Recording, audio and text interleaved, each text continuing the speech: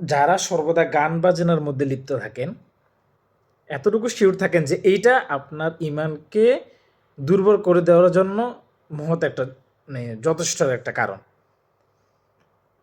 আপনি যদি মুমিনদার দাবিদার হয়ে থাকেন, মুমিনদার হয়ে থাকেন, মুসলিম হয়ে থাকেন, তাহলে আপনার জন্য এই গান বাজনা আপনার মাইন্ড এবং দিলকে প্রশান্ত করার কারণ হতে পারে না, উপায় হতে পারে না।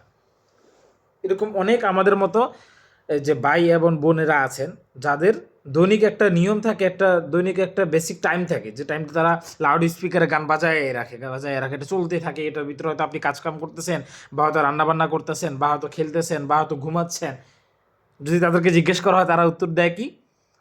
মাইন্ডকে রিফ্রেশ করে, মাইন্ডকে শান্ত করে, ভালো লাগে, একাকিত্ব দূর হয়। অনেকে ডিপ্রেশনে থাকলে তাদেরকে তারা স্যাড গান শুনলে তাদের মানে বলে যে কি এটা মাইন্ডে মানে এটা দিলকে প্রশান্ত সৃষ্টি করে।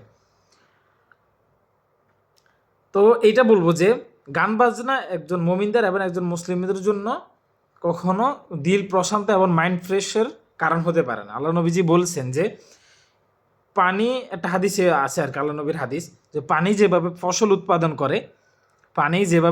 উৎপাদন করে, গান বাজনা একজন মুমিনদার ও একজন মুসলিমের অন্তরের মধ্যে এরকম হারামিতা মানে উৎপাদন করে, হারামি সৃষ্টি করে, অন্তর দিল নষ্ট করে দেয়, অন্ধকার কালো করে দেয়, মুমিনের ইমানদারের ইমানকে দুর্বল করে দেয়।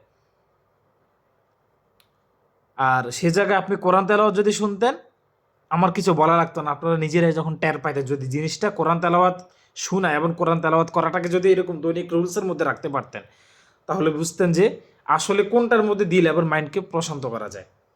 ওকে, ভিডিওটা যদি ভালো লাগে আর এই দুইটা কথার মধ্যে পার্থক্য খুঁজে দেখেন, গান বাজনার মধ্যে আসল শান্তি নাকি কোরআন তেলাওয়াতের মধ্যে আসল শান্তি, এটা প্র্যাকটিস করলে তখন বুঝতে পারবেন এটার ব্যবধান।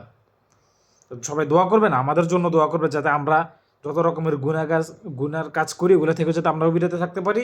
আমরাও আপনাদের জন্য দোয়া করব, যে যেখান থেকে আছে সবাই সবার জন্য দোয়া করি। ওকে, আর ভিডিওটা যদি ভালো লাগে তাহলে অবশ্যই লাইক কমেন্ট করে দিবেন, আর অন্যদের মাঝে শেয়ার করে দিবেন, যাতে আপনার কারণে, আমারটা বাদই দিলাম, অর্থাৎ আপনার শেয়ারের কারণে যাতে অন্য ভাই বোনদের, ইমানি মুমিনদের ভাই বোনদের যাতে দিনের মধ্যে ফিরে আসতে পারে। ওকে, আসসালামু আলাইকুম।